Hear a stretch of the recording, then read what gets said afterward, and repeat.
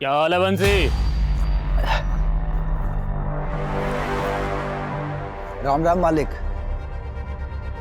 चाय पियोगे? नहीं नहीं मालिक। गोपाल, क्या सुन रहे जी? तुम लोग जानवर का लाश उठाने से मना कर दियो। हड्डियां बूढ़ी हो चुकी है मालिक, वो अपना बोझ तो उठता नहीं है, तो जानवरों का कहाँ से उठाएंगे। और हमारे बच्चे तो ये सब काम करने से साफ मना कर चुके हैं मालिक। बच्चे कुछ ज्यादा समझदार हो गए हैं तुम्हारे। बोझा नहीं उठा सकते, झाड़ू तो उठाओगे, नालियां साफ करोगे ना? हाँ हाँ मालिक। मालिक 30 रुपए में पूरा नहीं पड़ता है। बगल वाले गांव में नाली साफ करने का 50 रुपए मिलता है। अच्छा, 50 रुपया चाहिए तुम लोग। अभी सर पे खड़ा मत रहो, जाओ पंच लोग से बात करके बताएंगे। मुंह में जुबान आ गया इन लोग को, कुछ करना पड़ेगा। क्या कहते नेताजी, 50 रुपया देंगे? बोले हैं कि देखेंगे, अब कि नहीं दिए ना तो काम छोड़ देंगे। 50 रुपया नहीं देंगे ना तो फिर हम सब मिलकर काम छोड़ देंगे। चलो मनोहर भैया, हम चलते हैं। रात में चौधरी के खेत की रखवाली करने जाना है। कहा बंसी भैया, दिन में खेत मजूरी, रात में रखवाली, थकते नहीं है तुम? 3 बेटियां हैं भैया, दिन रात काम नहीं करेंगे तो कैसे पालेंगे पोसेंगे, कैसे शादी ब्याह करेंगे। चलो अच्छा हम चलते हैं। हाँ भैया हाँ।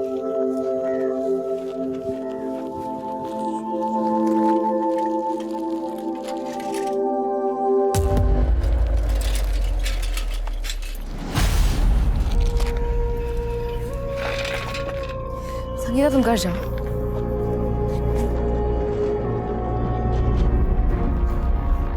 हम शादी नहीं करेंगे, हम बता देते आपको। हमको पहले पढ़ाई करनी है, फिर नौकरी करनी है। हमने पहले ही मना कर दिया था ना आपको शादी के लिए। लेकिन हम मना नहीं कर पाए, अच्छा रिश्ता सामने से आया था, कैसे मना करते। तो अच्छा खासा दहेज भी मांगे होंगे, कहाँ से देंगे इतने दहेज? हाँ वो हम देख लेंगे। तुम्हारी 2 बहनें और हैं, तुम्हारी शादी हो जाएगी ना तो हमारा बोझ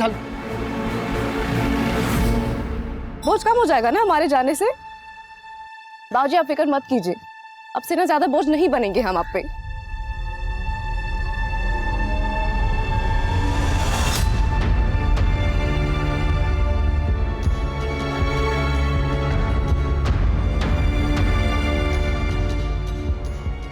उषा दी हमरा चॉकलेट। और हमारा चॉकलेट लाए हैं, लो। अरे तुम लोग इतना बड़ी हो गई हो लेकिन फिर भी बचपना गया नहीं है? तो थोड़ा तुम भी बच्चा बन जाओ ना माँ। बंसी, ओ बंसी! बाबूजी, बाबूजी, क्या हुआ दादाजी? अरे एक गिलास पानी चाहिए था। बेकार में डरा दिए हमको। हमको तो लगा कहीं आप, अगर पानी चाहिए था तो पानी पानी चलाना चाहिए ना। आपकी बेटी का नाम काहे चला रहे?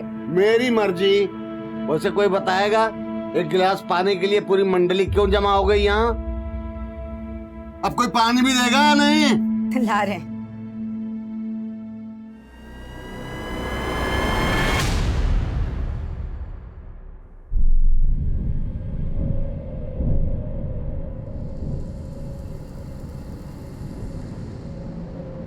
रुक काहे गई उषा? प्यास लगी है, पानी पी के आते हैं। ठीक है तू जा पानी पी कर आ, हम चले रेस जीतने। तुम निकलो आगे, हम फिर भी तुमको ओवरटेक कर लेंगे, देख लेना। देखते हैं।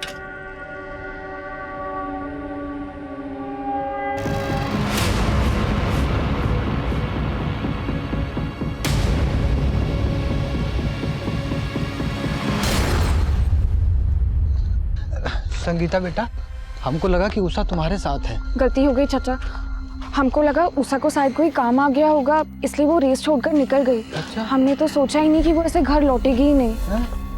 अरे का हुआ बंसी, इतनी रात को कहाँ जा रहे हो? कुछ खो गया का? ओ भैया, हमारी उषा बिटिया ना कहीं। वो हमारी उषा बिटिया की पायल खो गई है, तो वही हम लोग ढूंढ रहे थे। अब इतनी रात में तो मिलेगी नहीं, सवेरे ही ढूंढना पड़ेगा ना। चलो मीरा चलो। आप झूठ काहे के लिए बोले? तो क्या कहते हैं? हमारी लड़की गायब हो गई है। मिल नहीं रही है। अरे कितनी बदनामी होती, लोग काका बातें बनाते, समझ रही हो तुम? लेकिन चाचा आप उषा को ढूंढेंगे कैसे? हमसे डर लगता है क्या तुमको? क्योंकि हमको तो मजा आ रहा है।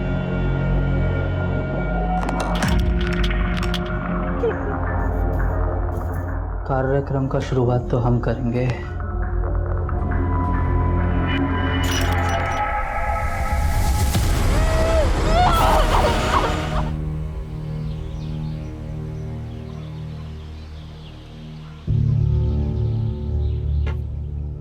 दो दिन हो गया, अब बहुत हो गया। अब हमको पुलिस को बताना होगा उषा के बारे में। लेकिन बाबूजी जरा सोचिए कितनी बदनामी होगी इन बच्चियों के लिए। तो बंसी, नालियों का कचरा साफ कर करके तेरे दिमाग में भी कचरा भर गया है। तेरी खोखली इज्जत बिटिया की जान से बढ़कर है। तो बैठ, हम जा रहे हैं गांव वालों के साथ थाने। बढ़ रही है तू।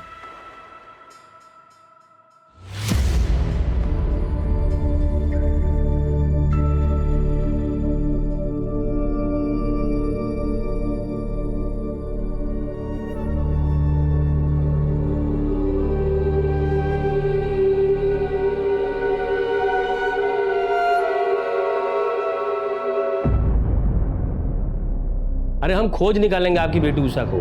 हम यहाँ क्यों हैं? जनता की सेवा के लिए है ना साहब। आप ही का आसरा है। अब लेकिन एक समस्या है।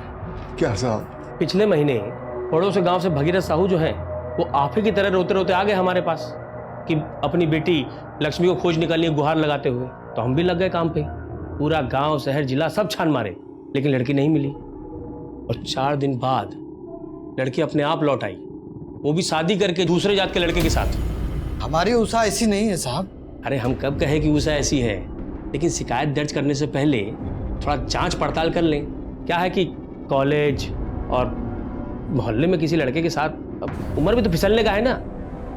फिर भी आपको अगर शिकायत कराना ही है तो हम तो यहाँ पे हैं ही, आ जाइएगा।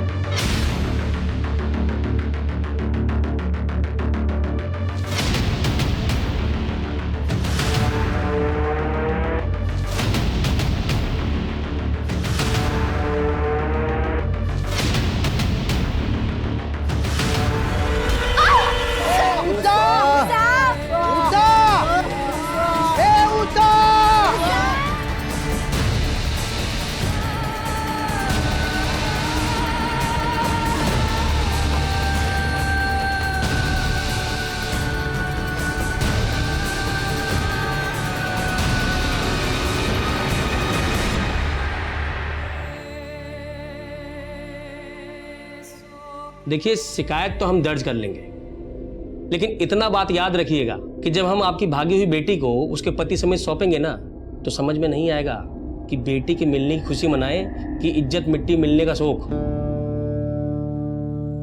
सोच लीजिए, आपस में विचार विमर्श कर लीजिए। अगर फिर भी लगता है कि रिपोर्ट लिखाना ही है तो आ जाइएगा यहाँ पर। हम यहीं हैं जनता की सेवा के लिए।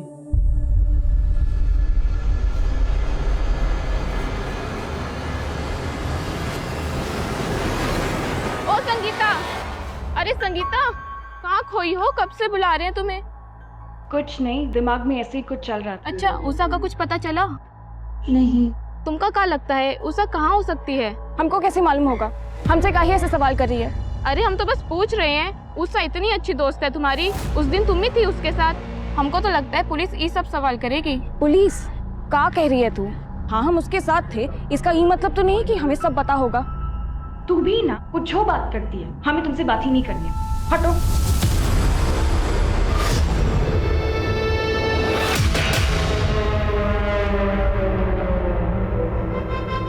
बाबूजी, हम संगीता से बार बार पूछे, वो बोली कि उषा की किसी लड़के के साथ दोस्ती थी ही नहीं। हमें तो लगता है पुलिस हमें डरा रही है ताकि हम शिकायत न दर्ज करवाएं। मेरी मानो, शिकायत दर्ज करवा देते हैं।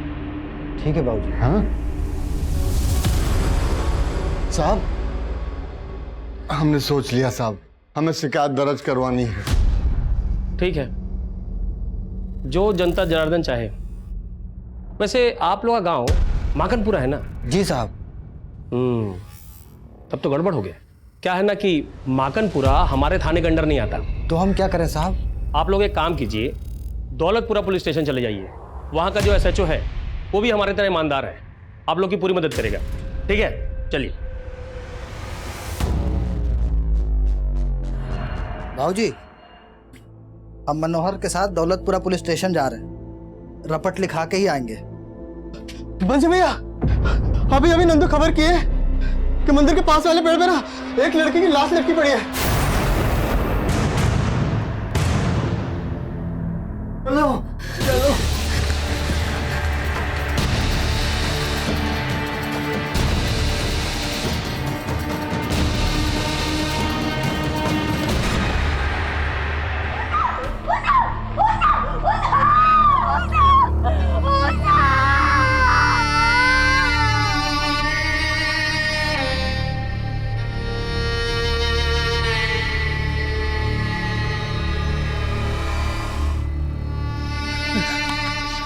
चाचा जी,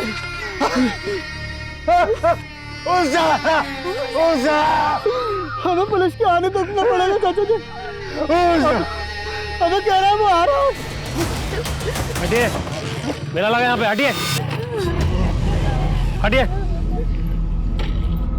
गणेश, यस, उतरवा ला उसको और सौंप दे परिवार वालों को अंतिम संस्कार के लिए। ये सब आप ही की वजह से हुआ है। चुप कर, गलती इनकी लड़की का है और तू हम पे इल्जाम लगा रहा है। ओ चाचा, चलो दस्तखत करो इस पे और ले जाओ लाश को अंतिम संस्कार के लिए। केस खत्म हुआ। इतनी जल्दी कहाँ इंस्पेक्टर? आप तो जनता के सेवक हैं, पहले लाश का पोस्टमार्टम तो करवाइए।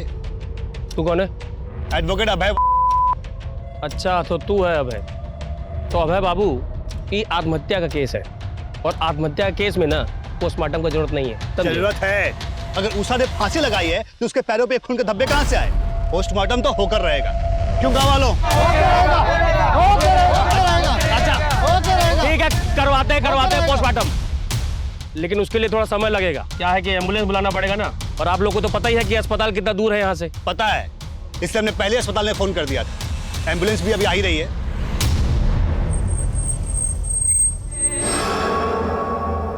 गणेश, यस, तू भी जा साथ में। ठीक।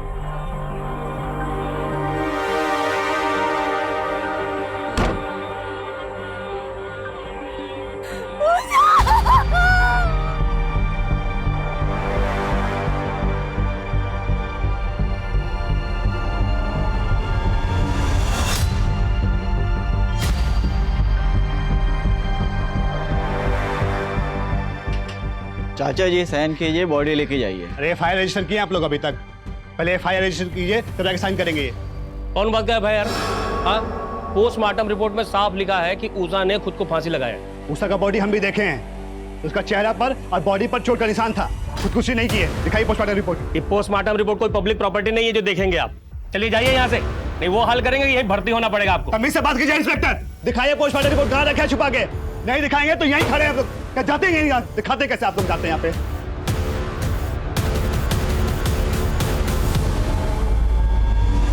लखन जी, आप लोग जिद छोड़ दीजिए, बॉडी गल रही है। ठीक यही होगा कि आप लोग जल्द से जल्द उषा का अंतिम संस्कार कर दे। डॉक्टर साहब, हम लोगों में कुंवारी लड़की को जलाया नहीं जाता।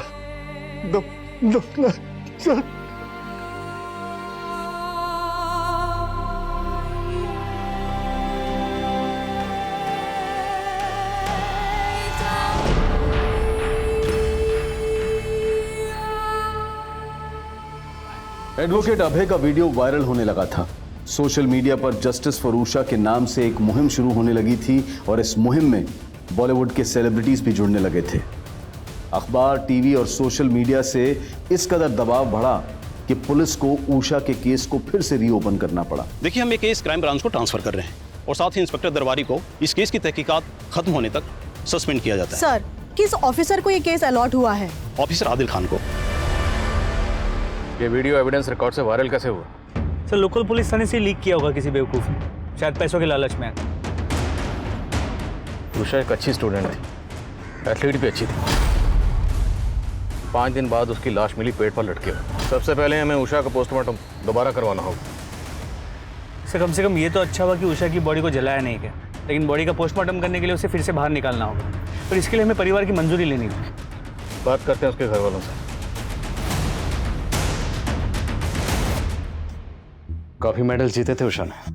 अब इन सब बातों का कोनो फायदा नहीं है साहब, हमें हमारे हाल पे छोड़ दीजिए। लाखन जी, मैं आपकी नाराजगी समझता हूँ। नाराजगी नहीं, गुस्सा है साहब, हमें गुस्सा है। उषा के जीते जी तो आप लोगों ने कुछ किया नहीं, अब उसके मरने के बाद उसकी कब्र खुदवा के काहे उसकी आत्मा को कष्ट पहुंचाना चाहते हैं? जब तक हम पोस्टमार्टम नहीं करवाएंगे हमें उषा की मौत की असली वजह पता नहीं चलेगी, और जब तक वजह पता नहीं चलेगी हम इस केस में आगे कैसे बढ़ेंगे? चाचा जी, उषा को इंसाफ दिलवाने के लिए हमें कोशिश तो करनी होगी। ठीक है साहब, हम तैयार हैं। लखन जी, मैं वादा करता हूं इस बार उषा को इंसाफ जरूर मिलेगा।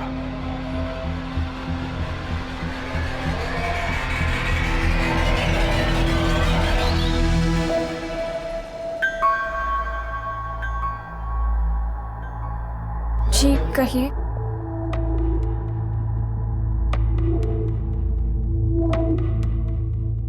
जिस दिन उषा गायब हुई थी तुम उसके साथ थे, क्या होता उस दिन? डरो नहीं, बोलो। उस दिन उषा और हम रेस लगा रहे थे। उषा पानी पीने के लिए रुक गई और हम आगे चले गए। बहुत देर तक जब वो नहीं आई तो हम वापस चले गए। वो वहाँ नहीं थी। पुजारी जी से भी पूछा, उनको भी कुछ पता नहीं था। हमको लगा कि वो घर वापस चली गई होगी, तो हम घर चले आए। तुम्हें किसी पे कोई शक है? उसका कॉलेज में किसी के साथ कोई झगड़ा हुआ हो या कोई एक तरफा प्रेमी?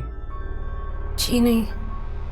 अच्छा, हमें उषा की माँ ने बताया कि तुम उषा की सबसे पक्की सहेली थी, सच है? तो अगर तुम्हें कुछ भी याद आए या कुछ भी ऐसा है कि तुम हमें बताना चाहो तो हमें जरूर बताना।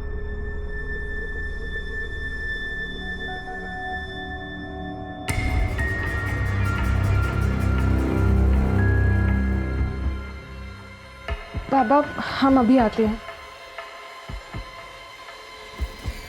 सच सच बताओ, उषा के साथ ये जो कुछ भी हुआ उसमें तुम भी?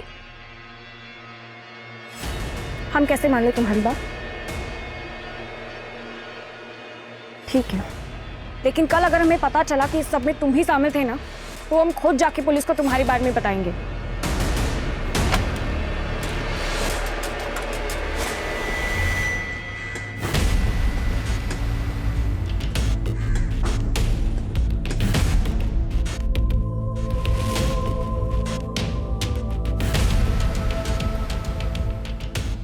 मौत गले की हड्डी टूटने से हुई थी। तो क्या उषा ने खुदकुशी की थी? जी नहीं, मुझे तो इस बात की हैरानी है कि पहले वाली पोस्टमार्टम रिपोर्ट में इस बात का जिक्र क्यों नहीं हुआ। लड़की का प्राइवेट पार्ट्स बुरी तरह से डैमेज्ड है। उन लोगों ने इसको बुरी तरह से नोचा, यही उनकी हैवानियत नहीं रुकी। प्राइवेट पार्ट्स में कांच के टुकड़े मिले और उसकी छाती पर रॉड से वार किया गया। मतलब ये खुदकुशी नहीं थी? वो लड़की तो चलने की हालत में भी नहीं होगी। जरूर इस केस को आत्महत्या का रूप देने के लिए उन लोगों ने उसे फांसी पर लटका दिया।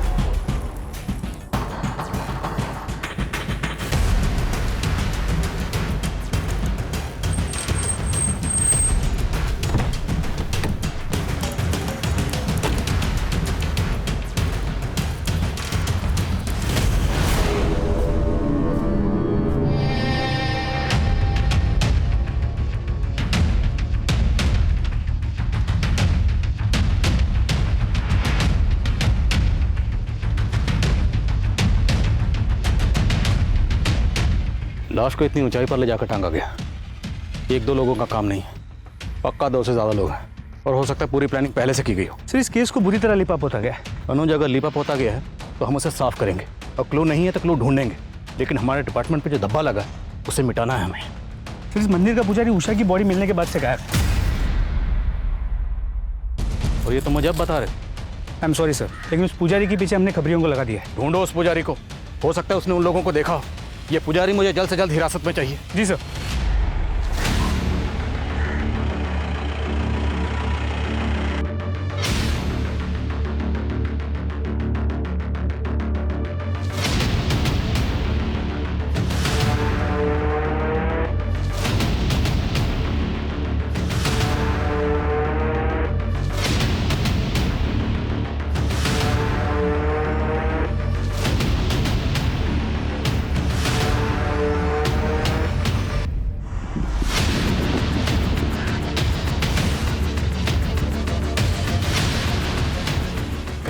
सब बढ़िया रे, बेटा।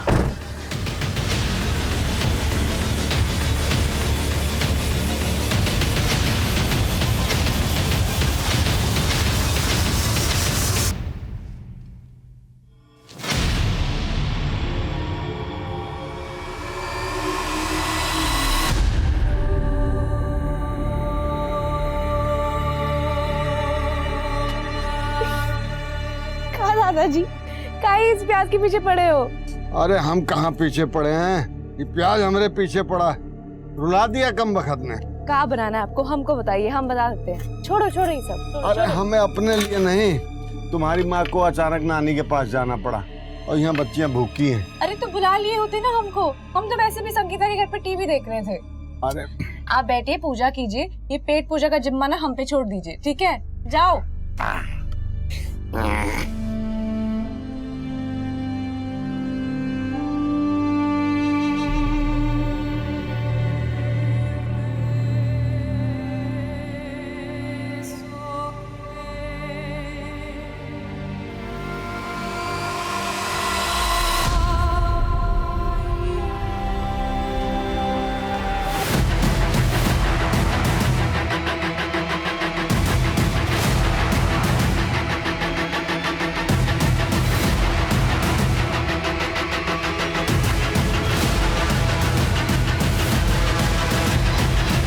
साहब हम कुछ नहीं किए हैं साहब, हम पे विश्वास कीजिए साहब, हम सच बोल रहे हैं साहब। भगवान के मंदिर में रहते हो पंडित जी, शैतानों का साथ देना उचित नहीं। हम सच बोल रहे हैं साहब, हम कुछ नहीं जानते हैं साहब। तो चुप क्यों गए थे, भाग क्यों गए थे? वो उषा की फांसी के बाद जब सारे गांव वालों को पता चली साहब, वो हमसे झगड़ा करने लगे, हमें मारा पीटा और हमारा हाथ तोड़ दिया साहब। साहब वो उषा का फांसी का वीडियो हम ही बनाए थे।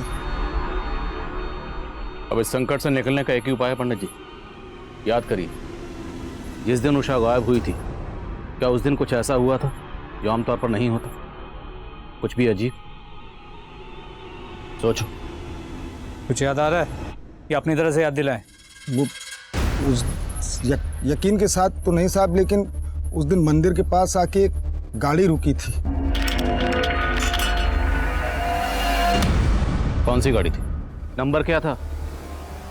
अब नंबर तो नहीं याद है, लेकिन वो सफेद कलर की गाड़ी थी साहब। ये सफेद गाड़ी की कहानी सुना कि पुजारी हमें गुमराह करने की कोशिश तो नहीं कर रहा? मनोज, शक करने का तो बनता नहीं। अगर हम ये मान भी लें कि सारा कांड उस पंडित ने किया, तो पंडित इतना बेवकूफ़ तो होगा नहीं कि पहले रेप करेगा, मर्डर करेगा और फिर मंदिर के बाहर ही उषा की लाश को पेट पर लटका देगा और उसके बाद वीडियो बनाएगा। जी सर, और अगर पुजारी सच कह रहा है तो यही सफेद गाड़ी हमें गुनहगारों तक पहुंचा सकती है। एक काम करो, आसपास के गांव के जितने भी पुलिस स्टेशन है सबसे कांटेक्ट करो, जितने भी हिस्ट्री शीटर इस वक्त बाहर हैं सबको राउंड ऑफ करो।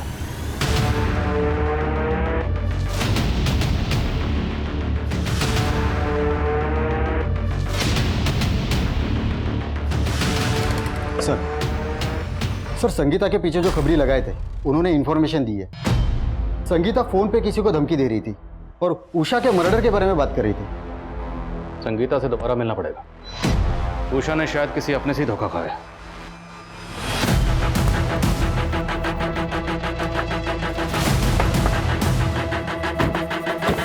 संगीता, हम चाहते तो मैं थाने बुला सकते थे, पर हमने नहीं बुलाया क्योंकि हम नहीं चाहते थे तुम्हें कोई तकलीफ हो, क्योंकि तुम एक स्टूडेंट हो और उषा की सबसे अच्छी दोस्त थी।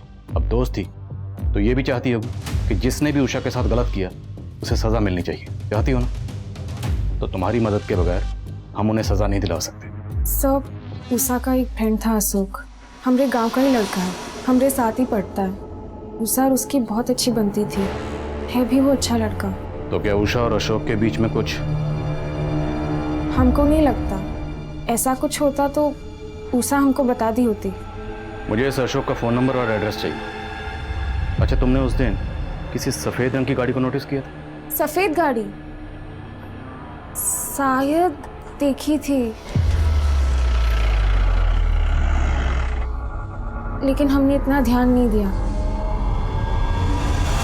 साहब, उषा सिर्फ हमारी दोस्त थी, इसके अलावा हम दोनों के बीच ऐसा कुछ नहीं था। हमारा ध्यान तो सिर्फ पढ़ाई में ही रहता था।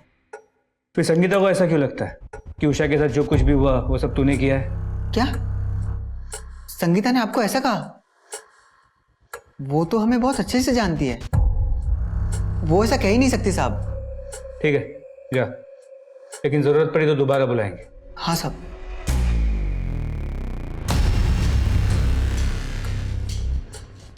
देखने से सीधा लगता है, लेकिन फिर भी नजर रखना।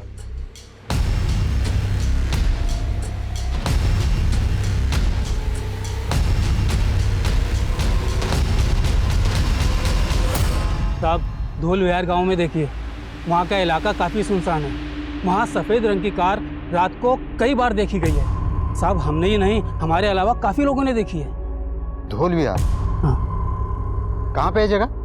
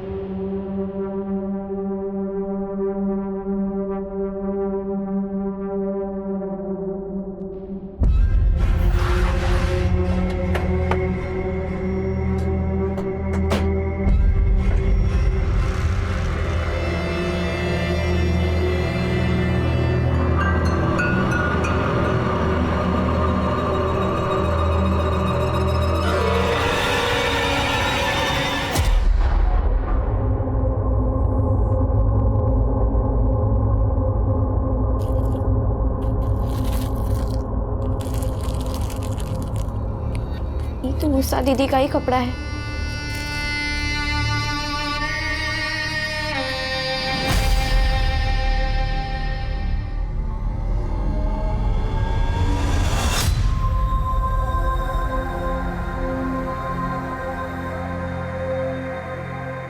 आओ बेटा आओ, आओ दिखा। उषा तुम कहती थी ना कि चप्पल पहन के दौड़ना बहुत मुश्किल होता है, देखो हम तुम्हारे लिए क्या लेके आए। ये कहाँ से मिला आपको बाबूजी? अरे छोड़ ना, तू पहन। इसको पहन के ऐसा रहेगा जैसे कि हम उड़ने वाले हैं। इसीलिए तो तुम्हारा नाम उषा रखे हैं, पीटी उषा के नाम पे। जब तुम मैदान में दौड़ोगी ना तो सब लोग चिल्लाएंगे उषा उषा उषा उषा उषा उषा उषा। ये हमारी उषा का ही जूता है। सर एक लोकल पॉलिटिशियन है, त्रिलोक राजपूत। ये बंसी और उसके बिरादरी के लोगों से चिढ़ा हुआ था क्योंकि ये लोग दिहाड़ी बढ़ाने की मांग कर रहे थे। बुलाओ इसे थाने। सर। तुम यहाँ क्या कर रहे हो? तुम्हारा सस्पेंशन तो अभी खत्म नहीं हुआ। खान साहब हम गलत नहीं हैं। हम माकनपुर के हवा पानी मिजाज से अच्छी तरह वाकिफ हैं। ये गांव वालों को तो ऐसे ही चलता रहता है। अब आप सोच लीजिए कि अगर केस सॉल्व नहीं कर पाए ना तो बहुत जगह सही होगा। तो मेरी फिक्र छोड़ो, अपनी फिक्र करो। एक बार सबूत मिल गया ना तो सबकी हवा पानी टाइट कर दूंगा। सदियों पुराना बात कर रहे हैं आप इंस्पेक्टर। वो मामला कब का हवा हो चुका है। हम खुद पंचों से मिलके बंसी और उसके साथियों का मजदूरी कब का बढ़वा दिए हैं। फिर भी बात चुभी तो होगी आपको। कल तक जो लोग आपके सामने नजरें झुकाकर चलते थे अब सीना तान कर चल रहे हैं। बुरा तो लगता होगा।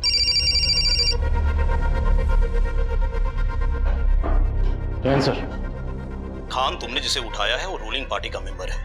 आई नो तुमने कुछ सोच समझ कर एक कदम उठाया होगा, लेकिन मुझे ऑलरेडी 2 फोन्स आ चुके हैं ऊपर से। देखो अगर तुम्हारे पास कोई ठोस सबूत है तो छोड़ो मत उसे, वरना फिलहाल के लिए उसे जाने दो और उस पर नजर बनाए रखो। सही वक्त पर उसे धर लेना। ठीक है सर, अब से जो भी गिरफ्तारी होगी सबूतों के साथ ही होगी। जय जय। चलिए नेताजी।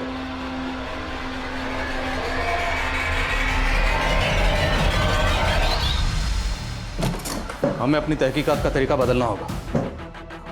उषा जहां से गायब हुई, जहां पर उषा को रखा गया और फिर फाइनली जहां पर उषा की लाश मिली, ये सारी जगह एक दूसरे के आसपास है। सर इससे इतना साफ हो जाता है कि वो लोग गांव के चप्पे चप्पे से वाकिफ हैं। बिल्कुल, जिसने भी ये कांड किया या तो इसी गांव के या फिर आसपास के गांव के। उषा के गायब होने से लेकर उषा की लाश मिलने तक जितने भी लोग इस गांव को छोड़कर गए सबकी लिस्ट बनाओ। और अगर कोई गांव के बाहर पैसा भेज रहा है और जरा सा भी शक है उठाओ से। ये लोकल नेता थे लोग और हमारे डिपार्टमेंट के होनहार इंस्पेक्टर दरबारी, सब पर नजर रखो। सर।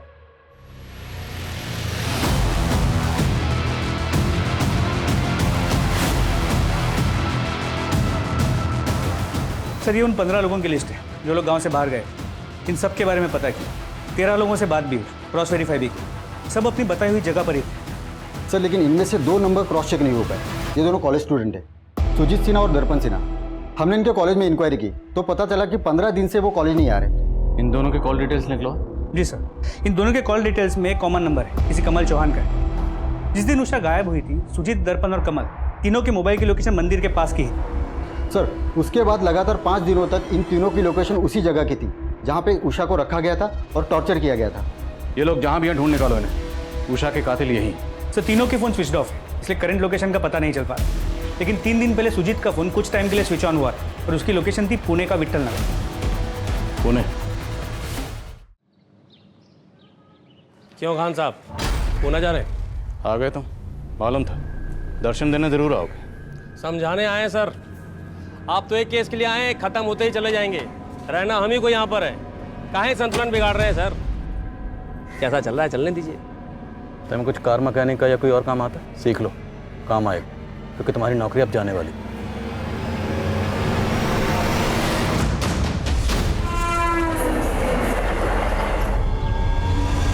सर सुजीत की लोकेशन इसी एरिया की है, विट्ठल नगर। आसपास के लोगों ने बताया कि उन्होंने सुजीत और उसके दोस्तों को यहाँ देखा तो है, मगर वो कहाँ रहते हैं, किस घर में रहते हैं, किसी को नहीं पता। सर काफ़ी बड़ा एरिया है, करीब 50 बिल्डिंग्स है और हर बिल्डिंग में 60 से 70 फ्लैट्स। जो है कि उसके बिल से बाहर निकालने के लिए रोटी का टुकड़ा डालना पड़ता है।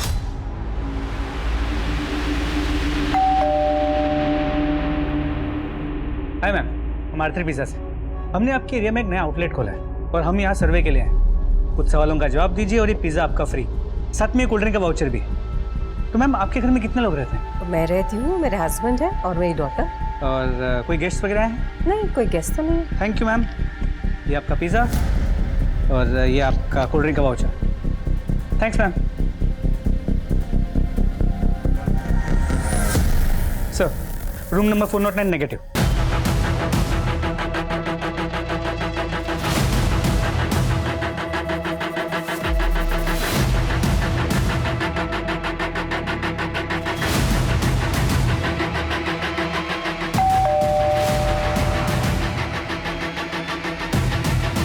कहिए। सर पिज़्ज़ा डिलीवर हो गया। मैं पिज़्ज़ा मंगाया नहीं था, किसने भेजा है? तेरे ससुराल वालों ने।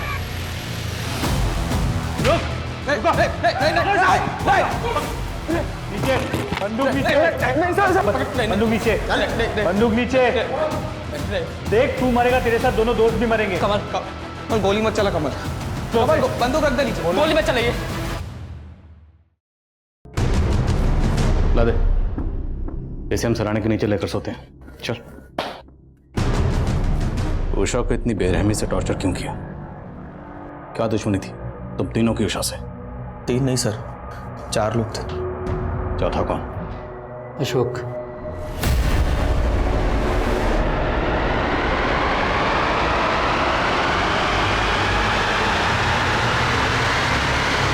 उठाओ अशोक। सर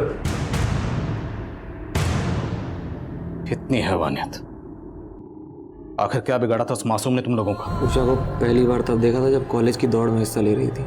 दौड़ तो ज़मीन पे रही थी, पर बिजली हमारे दिलों में दौड़ गई।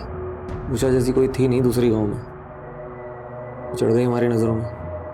लेकिन यह अशोक को उससे प्यार हो गया, मान ही नहीं रहा था। बहुत मुश्किल से समझाया और फिर बनाया प्लान, क्योंकि हम जानते थे उषा कब और कहाँ होती है।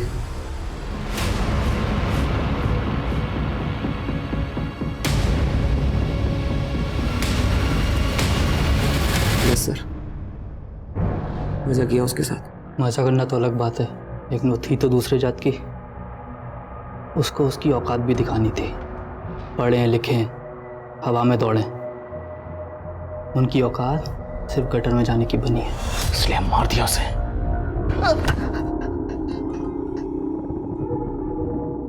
उषा तुझे अपना अच्छा दोस्त मानती थी, अच्छी दोस्ती निभाई दोनों। तब साहब गलती हो गई साहब। जिंदगी भर जेल में सड़ोगे, वादा है मेरा।